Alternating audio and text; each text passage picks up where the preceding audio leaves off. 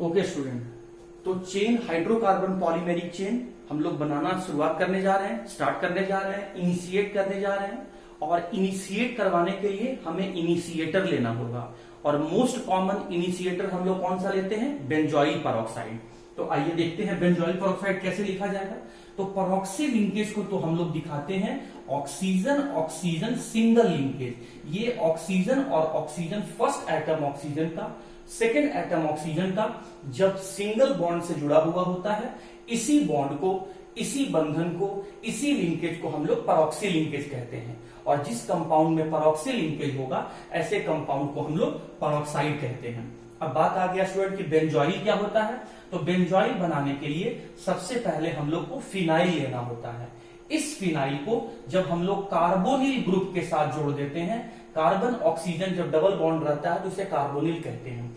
तो जब फिनाइल को कार्बोनिल से जोड़ा जाता है तो इस ग्रुप को हम लोग कहते हैं बेंजो ग्रुप, बेंजो ग्रुप। और ये जो बेंजो ग्रुप है, जब इसके पास जब फ्री वैलेंसी रहेगा तो इसे हम कहेंगे बेंजोइल, बेंजोइल, बेंजोइल। ये फिनाइल, फिनाइल के साथ कार्बोनिल लग गया तो बेंजो, और बेंजो के साथ जब फ्री वैलेंसी लग गया तो बेंजोइल। तो ये बेंजोइल जो यूनिट है, एक यूनिट है, इसको हम लेफ्ट वाले ऑक्सीजन से भी जोड़ेंगे, और इसी बेंजोइल को हम लोग राइट वाले ऑक्सीजन से जोड़ेंगे। और जोड़ेंगे कहां से? इस फ्री वैलेंसी से। तो ये फ्री वैलेंसी ले गए और यहां पर हम कार्बोनिल को ऐड किए, और ये कार्बोनिल फिर यहां पर फिनाइल से लगा हुआ है। यही काम हम लोग लेफ्ट हैंड साइड वाले ऑक्सीजन के साथ करेंगे। ये फ्री वैलेंसी है, इससे कार्बोनिल लगा हुआ है, ये रहा हम लोग का कार्बोनिल, और इस कार्बोनिल से हम लोग का फिनाइल लगा हुआ है। तो ये मैंने यहां पर फिनाइल लिख दिया। अब क्या करेंगे स्टूडेंट हम लोग, ये जो हमने इनिशिएटर यहां पर लिया, ये इनिशिएटर को हम लोग सनलाइट के कांटेक्ट में ले जाएंगे, डिफ्यूज सनलाइट के कांटेक्ट में ले जाएंगे, डिफ्यूज सनलाइट के कांटेक्ट में ले जाएंगे। और डिफ्यूज सनलाइट को कैसे लिखा जाएगा? एच न्यू से लिखा जाएगा, डिफ्यूज सनलाइट। या फिर हम लोग यहां पर इसको हीट के कांटेक्ट में ले जाएंगे, हीट के कांटेक्ट में ले जाएंगे। तो क्या होगा? डिफ्यूज सनलाइट के प्रेजेंस में ये जो इसका जो बॉन्ड है, इनिशिएटर का जो बॉन्ड है, उसका वो बॉन्ड जो है वो होमोलाइटिकली टूटेगा। होमोलाइटिकली टूटने का क्या मतलब होता है?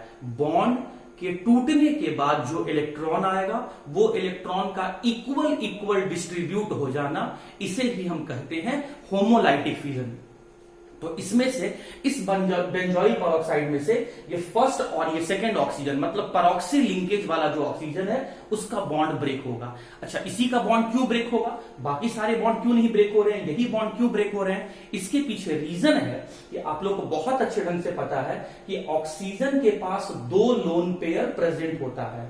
इस लोन पेयर प्रेजेंट होने के कारण से पहले ऑक्सीजन के एटम और दूसरे ऑक्सीजन के एटम के बीच में रिपल्सन हो रहा है, और इस लोन पेयर के रिपल्सन के कारण से ये बॉन्ड वीक हो गया है। इसीलिए स्ट्रॉन्ग हीट के प्रेजेंस में यही वाला बॉन्ड टूट रहा है। और टूट कैसे रहा है, क्लीव कैसे हो रहा है? होमोलाइटिकली। मतलब बॉन्ड अगर ब्रेक होगा तो इलेक्ट्रॉन को इक्वल डिस्ट्रीब्यूट कर देना है। तो आइए स्टूडेंट, हम लोग यहां पर होमोलाइटिकली इस बॉन्ड को ब्रेक करेंगे और इक्वल डिस्ट्रीब्यूट करेंगे इलेक्ट्रॉन को। तो ये जो इलेक्ट्रॉन राइट हैंड साइड में और ये लेफ्ट हैंड साइड में दिख रहा है, स्ट्रॉन्ग हीट या डिफ्यूज सनलाइट के प्रेजेंस में ये बॉन्ड ब्रेक होगा। और होमोलाइटिक क्लीवेज को हम लोग हाफ हेड एरो से दिखाते हैं। तो फिर जब ये बॉन्ड टूटा तो ये दोनों यूनिट अपना अपना अलग हो गया। तो इसको कैसे लिखा जाएगा? तो देखिए, इसको लिख रहे हैं C6H5, मतलब ये जो फिनाइल था, C6H5। फिर क्या हो गया यहाँ पे? कार्बोनिल, ये कार्बोनिल, फिर इस कार्बोनिल से क्या लगा हुआ है? Oxygen atom. और ये ऑक्सीजन एटम के पास पहले से आपका 2 लोन पेयर था, उस लोन पेयर को रहने दीजिए। और अब ये जो एक सिग्मा बॉन्ड टूटा, उसका 2 इलेक्ट्रॉन में से 1 इलेक्ट्रॉन इस ऑक्सीजन एटम को मिल गया। तो जैसा काम इस लेफ्ट वाले के साथ हुआ होगा, एग्जैक्टली वही काम राइट वाले के साथ हुआ होगा जब ये बॉन्ड का क्लीवेज हुआ होगा। तो इसीलिए हम लिख देते हैं कि ये 2 मॉलिक्यूल बना। यहां तक समझ में आया? अच्छा, ये जो स्टूडेंट आपका प्रोडक्ट मॉलिक्यूल बना यहां पर, ये भी अनस्टेबल है, इसीलिए फर्दर ये भी टूट जाता है। अच्छा, कैसे अनस्टेबल है? तो आप इस ऑक्सीजन एटम को, पेरोक्सी लिंकेज का जो ऑक्सीजन एटम है, उस ऑक्सीजन एटम को आप ऑब्जर्व कीजिए। इस एक बॉन्ड में 2 इलेक्ट्रॉन, 2 4, 2 6 और एक 7 ही इलेक्ट्रॉन है, ऑक्टेट नहीं पूरा है, तो ये भी अनस्टेबल है। तो होमोलाइटिकली फिर ये भी बॉन्ड आपका डिसोसिएट हो जाएगा। तो कैसे डिसोसिएट होगा? तो ये जो फिनाइल वाला जो कार्बन है, ये जो फिनाइल वाला जो कार्बन है और ये जो आपका कार्बन डाइऑक्साइड वाला जो कार्बन है, फिर से इसका होमोलाइटिकली क्लीवेज होगा। तो होमोलाइटिकली क्लीवेज को कैसे दिखाते हैं? हाफ हेड एरो से। तो हाफ हेड एरो मेरा यहां पर लेफ्ट हैंड साइड में गया और हाफ हेड एरो मेरा राइट हैंड साइड में गया। तो एक इलेक्ट्रॉन इस फिनाइल के पास चला गया और एक इलेक्ट्रॉन यहां पर कार्बन डाइऑक्साइड वाले कार्बन के पास चला गया। जब ये बॉन्ड टूट गया और कार्बन के पास अनपेयर्ड इलेक्ट्रॉन आ गया, तो ये कार्बन अपने अनपेयर्ड इलेक्ट्रॉन को ऑक्सीजन के अनपेयर्ड इलेक्ट्रॉन के साथ शेयर करके यहां पर एक बॉन्ड का फॉर्मेशन करेगा। तो देखिए क्या हुआ, ये दोनों फिनाइल फ्री रेडिकल यहां से बाहर चला आया, दोनों फिनाइल फ्री रेडिकल अपने अपने इलेक्ट्रॉन को लेकर बाहर चला आया और फिर यहां पर क्या हुआ, कार्बन का अनपेयर्ड और ऑक्सीजन का अनपेयर्ड इलेक्ट्रॉन शेयर किया, तो यहां बॉन्ड बन गया और ये CO2 मॉलिक्यूल बन के बाहर चला गया। तो कितना यूनिट CO2 का बना? 2 यूनिट, 2 मॉलिक्यूल बना कार्बन डाइऑक्साइड का। तो ये तो आपका स्टेबल मॉलिक्यूल है, लेकिन ये अभी भी अनस्टेबल है। इसका नाम क्या है? Phenyl free radical. तो पहला स्टेप में आपने क्या देखा? पहले स्टेप में हमने देखा कि इनिशिएटर जो बेंजोइल पेरोक्साइड था वो होमोलाइटिकली उसका क्लीवेज होता है और क्लीवेज होके आपका एक बड़ा फ्री रेडिकल बनाता है। वो बड़ा कंपाउंड वाला फ्री रेडिकल जो है वो अनस्टेबल था, इसीलिए वो फिर से डिसोसिएट होके छोटा free radical that is phenyl free radical का फॉर्मेशन करता है। अब ये फिनाइल फ्री रेडिकल जो है वो मोनोमर के साथ कंबाइन करेगा। तो हमने सबसे पहले यहां पर 2 यूनिट में से 1 यूनिट हमने फिनाइल फ्री रेडिकल यहां पर लिया, 1 यूनिट लिया। 2 यूनिट है, ध्यान दीजिए इस बात को स्टूडेंट, यहां पर ये 2 यूनिट फिनाइल फ्री रेडिकल था, हमने 1 ही यूनिट लिया है। जैसा जैसा पहला यूनिट जुड़ते जाएगा वैसा वैसा दूसरा यूनिट भी जुड़ते जाएगा। जैसे 2 यूनिट बना है, दोनों को दिखाने का जरूरत नहीं है, जैसा जैसा पहला फिनाइल रेडिकल जुड़ते जाएगा वैसा ही दूसरा फिनाइल रेडिकल भी आपका जुड़ते जाएगा। इस बात को ऐसे समझो, जैसे देखो ये फिनाइल रेडिकल है, देखो ये मोनोमर है, तो ये फिनाइल फ्री रेडिकल मोनोमर से जुड़ा एक चेन बनाया, वैसे ही देखो यहां पर ये फिनाइल फ्री रेडिकल है, ये फिनाइल फ्री रेडिकल फिर ये मोनोमर से जुड़ा और ये चेन बनाया और दोनों बना हुआ चेन फिर फाइनली आखिरी में जाकर ये दोनों जुड़ने वाला है। उसी तरीके से मैं यहां दिखा रहा हूं, ये फिनाइल फ्री रेडिकल था, इसे मैंने यहां पर लिया और ये आपका मोनोमर इथीन के साथ कंबाइन होने के लिए चला, इथीन मोनोमर के साथ कंबाइन होने चला। ये क्या है हम लोग का? इथीन मोनोमर है। मोनोमर क्या होता है?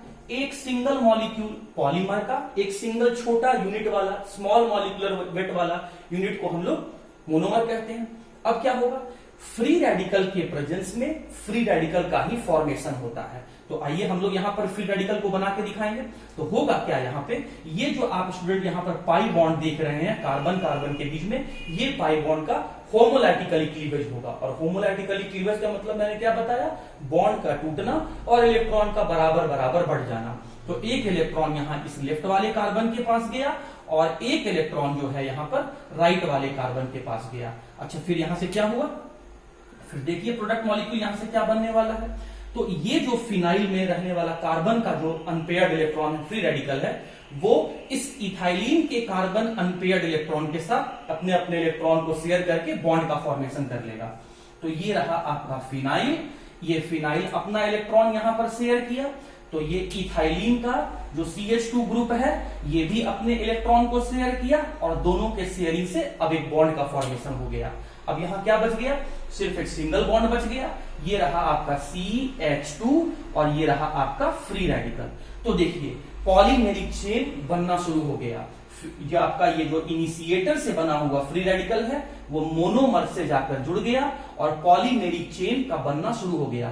तो हाइड्रोकार्बन पॉलीमेरिक चेन का बनने का शुरुआत हो जाना, फिर से सुनिएगा, इनिशिएटर के प्रेजेंस में हाइड्रोकार्बन पॉलीमेरिक चेन का बनना शुरू हो जाना, इसे ही हम कहते हैं चेन इनिशिएशन। और माय डियर स्टूडेंट, मैकेनिज्म में आपको ये बात ध्यान रखना है कि 2 यूनिट बना है फिनाइल रेडिकल का, तो जैसा जैसा पहला यूनिट कंबाइन करते जा रहा है वैसा ही दूसरा यूनिट भी कंबाइन करते जा रहा है। मतलब आप ये समझ लो कि पहला वाला कंबाइन करके एक ऐसा फ्री रेडिकल बनाया है पहला स्टेप में, तो दूसरा वाला फिनाइल फ्री रेडिकल भी ऐसा चेन बना दिया है। मतलब ऐसा फ्री रेडिकल हमें यहां पर दो मिला हुआ है, 2 ऐसा हमें यहां पर 2 फिनाइल, ऐसा हमें यहां पर 2 फिनाइल इथाइलिन फ्री रेडिकल मिला हुआ है। इसका नाम है फिनाइल, इसका नाम है इथाइलिन और इसका नाम है फ्री रेडिकल। तो हमें यहां पर 2 यूनिट मिला हुआ है फिनाइल फ्री रेडिकल का। अब ये दोनों यूनिट चला और मोनोमर से जुड़ने के लिए सेकेंड स्टेप में। तो आइए हम सेकेंड स्टेप में चलते हैं, चेन प्रोपागेशन में।